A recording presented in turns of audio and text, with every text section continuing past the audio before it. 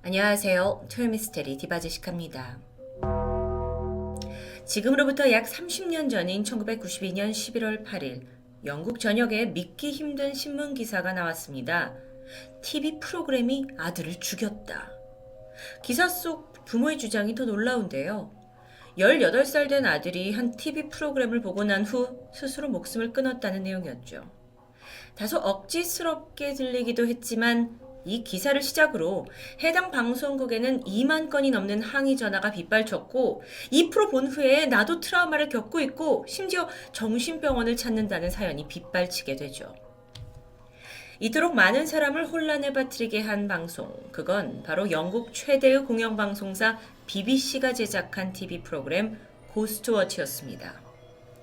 왜 우리나라에도 여름이 되면 각종 공포 특집물을 볼 수 있죠. 외국에서도 할로윈 시즌이 되면 여러 공포 프로그램들이 편성됩니다. 고스트워치도 BBC가 편성한 그런 류의 프로그램 중에 하나였던 거예요. 그런데 포맷이 아주 독특했습니다. 생방송으로 직접 유령이 들린 집을 찾아가서 초자연 현상을 캐치해내는 생중계하는 형식이었던 거예요. 그 당시만 하더라도 30년 전이니까요. 전혀 시도하지 않았던 아주 신선한 방식이었고요. 프로그램은 방영 전부터 대대적인 홍보에 나섰습니다. 방송의 날짜가 점점 가까워지면서 메인 MC가 공개가 됐는데 이때 사람들의 관심이 극에 달했죠. 바로 영국의 저명한 저널리스트 마이클 파킨슨이 여기에 섭외가 된 겁니다. 그는 그 당시에 정치, 연예계의 인터뷰를 도맡으면서 대중들에게 가장 신뢰와 존경을 받는 진행자였습니다. 약간 한국의 김상중 씨 같은 느낌? 그뿐만 아니라 어린이 프로그램 진행자 사라, 그리고 그녀의 남편 마이크까지, 또 인기 시트콤에 출연 중인 크레이그 찰스까지 이게 리포터들로 다 들어오게 돼요. 그러니까 정말 이 고스트워치 프로그램에 들어간 사람들이 마치 어벤져스 군단 같다고 해야 할까요? 그렇게 대망의 1992년 10월 31일 그날 오후 9시 25분에 영국 전역의 정말 사람들이 흥분과 긴장을 안고 TV 앞에 모여앉게 됩니다. 방송은 BBC 스튜디오와 또 런던 근교에 위치한 노스홀트 가정집에서 이원으로 생중계 진행됐어요. 그러니까 이 노스홀트 가정집이 그 문제의 집이죠. 정말 이런 토미 프로그램처럼 으스스한 배경음악이 깔렸고 BBC 스튜디오에 마이클 파킨슨이 등장합니다. 그는 오늘 밤 과학적으로 설명할 수 없는 초자연적 현상을 직접 생방송으로 보여줄 거라는 말과 함께 노스홀트 그 가정집에서 미리 촬영한 관찰 카메라를 보여주게 되는데요. 이 영상에서는 그 두 자매가 한 방을 쓰고 있습니다. 근데 방 전체에 갑자기 알 수 없는 소리가 막 울리더니 물건이 날아다니고 전구가 깨지는 일명 폴터가이스트 현상이 시작되죠. 이거 너무 가짜 같죠? 그런데 BBC도 그 점을 잘 알고 있었습니다. 그래서 이 영상이 가짜 같으니 우리가 직접 여기에 찾아가서 그 현장을 포착하겠다는 포부로 영상을 기획했던 겁니다. 한편 이 생방송을 보고 있던 시청자들은 참여를 할 수 있었어요. 고스트워치 스튜디오에 전화를 걸어서 실시간으로 의견을 나눌 수 있는 겁니다. 정말 그 당시만 하더라도 너무도 새로운 형식이죠. 자, 방송 중에 이 관찰 카메라가, 그러니까 미리 촬영된 관찰 카메라가 나간 직후 스튜디오에 전화가 빗발치기 시작했어요. 제보자들이 공통적으로 말하길 방금 보여준 영상에서 뭔가를 봤다는 겁니다. 그들이 목격한 건 창문 옆에 서 있는 실루엣이었습니다. 더 기이한 건 이 실루엣이 영상 속에서 갑자기 나타났다 사라졌다는 거예요. 그걸 함께 보고 있는 진행자 파킨슨은 침착함을 일단 잃진 않았습니다. 이게 마네킹이나 그림자일 수도 있고, 반면에 그 당시 함께 초청된 초자연 현상 전문가 파스코 박사는 이건 유령이 분명하다고 확신했죠. 아마 이쯤에서 여러분이 문제의 노스홀트 가정집에 대해서 좀 궁금해하실 것 같은데, 여기는 엄마 팸과 두 딸 수잔나 킴이 살고 있는 곳입니다. 가족들의 증언에 따르면 어느 날부터 막 가구가 움직이고 집안 곳곳에서 이상한 소리가 들려온다고 했어요. 특히나 첫째 수잔나는 몸에 막 원인을 알 수 없는 상처들이 생기기도 했죠. 그때부터 가족들이 이 집은 분명 유령이 있다라고 굳게 믿었고 그 영혼의 이름을 파이프스라고 지어주기까지 했다는데요. 유령의 소리가 막 파이프를 두들기거나 긁는 소리와 비슷했기 때문입니다. 물론 이전에 전문가들이 와서 미리 집안의 파이프들을 다 확인했지만 별다른 이상은 발견되지 않았고요. 인근 주민들 또한 이 팸이 집에서 뭔가가 일어나고 있다라는 건 익히 알고 있었다고 해요. 그 이유가 마당에 주인을 알 수 없는 검은색 개가 죽어 있기도 하고요. 아이들이 막 깍 소리를 지르면서 집안을 뛰쳐나오는 장면도 몇 번이나 다들 봤기 때문입니다. 심지어 어떤 이웃은 저절로 유리창이 깨지는 걸 봤다고 하기도 했고요. 고스트워치는 이런 인터뷰 내용들을 생방에 보내면서 긴장감이 점점 커졌고요. 방송은 그렇게 성공적으로 흘러가는 듯 했습니다. 이제는 그 노솔트 집에 있는 현장 리포터들이 이 집에서 정말 기이한 현상이 벌어지기만을 기다리고 있었겠죠. 그런데 바로 그때 오디오 감독님이 무언가를 감지합니다. 집 전체에 쿵쿵쿵쿵 거리는 소음이 울려 퍼지고요. 여기에 리포터 사라 씨가 너무 놀래가지고 일단 아이들이 있는 2층으로 올라가죠. 한편 스튜디오에 있던 파스코 박사도 카메라 감독님한테 아니 그 소리가 나는 쪽으로 좀 비춰봐 달라라고 요청을 하는데 그래서 막 카메라가 생방송이니까 막 소리를 따라가서 갔더니 막 문을 두드리면서 소리를 내고 있는 건 다름 아닌 딸 수잔나입니다. 그래서 뭐 하고 있는 건지 다가가죠. 그랬더니 수잔나가 도망치면서 막 비명을 질러요. 이거 내가 아니라고, 내가 하는 게 아니라고. 뭔가 정말 영상을 직접 본 저로서는 너무도 소름 돋았는데요. 빙의가 된 걸까요? 아니면 정신착란을 일으킨 걸까요? 자, 이 긴장 넘치는 상황 이후에 집안의 기운이 완전히 바뀌는 듯했어요. 침착할 수 없죠. 엄마 팸은 일단 좀 패닉에 빠진 수잔나를 달래기 위해서 1층 거실로 데리고 나와요. 그런데 이때 더 소름 끼치는 일이 벌어지죠. 수잔나가 여태까지 막 문을 두드리던 수잔나가 1층으로 데려왔음에도 불구하고 집안에 소음이 계속 울리는 겁니다. 그래서 리포터 사라가 너무 놀래가지고 일단 2층에 둘째 딸을 두고 왔거든요. 그래서 방으로 올라가요. 근데 그 사이 수잔나가 이상한 목소리를 내기 시작하는 겁니다. 정말 이거는 직접 보셔야 하는데 제가 저작권 문제로 직접 틀 수 없는 게 안타까울 뿐이에요. 이건 저도 처음 봤을 때 와 이거 너무 무섭다 할 정도로 누구나에게 트라우마를 일으킬 만한 장면들입니다. 근데 이게 영국 전역의 생방송으로 나갔어요. 고스트워치의 공포가 여기서 끝이 아니었죠. 생방에 한 통의 전화가 걸려왔습니다. 익명을 요청한 남자는 지금 이 집에 대한 정보를 알고 있다고 말해요. 이 집의 전 주인이 정신착란을 앓다가 계단 아래에서 목을 메고 자살한 레이몬드라는 사람이라는 겁니다. 그리고 그가 기르던 12마리의 고양이가 한동안 그 주인의 시신을 먹으면서 목숨을 연명했다는 정말 말도 안 되는 너무 끔찍한 이야기였죠. 시청자들도 모두 그의 이야기를 들으면서 숨을 죽이고 있던 그때 노스홀트의 집이 알 수 없는 괴음으로 뒤덮여 버렸고요. 급기야 이 생중계 연결마저 끊겨버려요. 그리고 갑자기 BBC 스튜디오의 조명마저 다 나가버립니다. 화면이 그냥 말 그대로 까매졌어요. 진행자도 당황했죠. 그래서 마이클 파킨슨이 목소리가 오디오 전파만을 타고 흘러나오게 되는데요.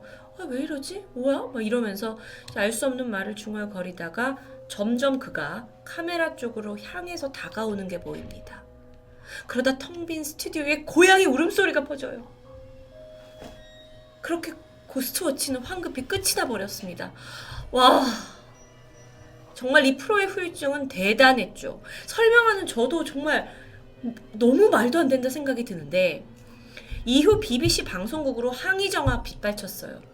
근데 시청자들이 이게 뭐냐라는 분위기보다는 우리 집에도 유령 파이프스가 나타난 것 같다라는 제보였습니다. 심지어 방송을 본 3명의 임산부가 충격을 받아서 조산을 했다고도 전해지기도 했죠. 그 중에 하나의 케이스는 아주 심각했습니다. 노팅엄에 살던 가족 에이프릴과 퍼시 더넴은 18살 아들 마틴과 함께 고스트워치를 시청하고 있었어요. 그런데 마틴은 당시에 발달장애를 앓고 있어서 13살 정도의 지능을 가지고 있었는데요. 방송이 끝난 후에 아들은 겁에 질린 표정으로 침실을 옮겨달라고 요청하죠. 그리고 5일 후 아들은 비극적으로 스스로 목숨을 끊게 됩니다. 유서에는 이런 말이 적혀 있었는데요. 유령이 있다면 내가 너와 함께 하겠다.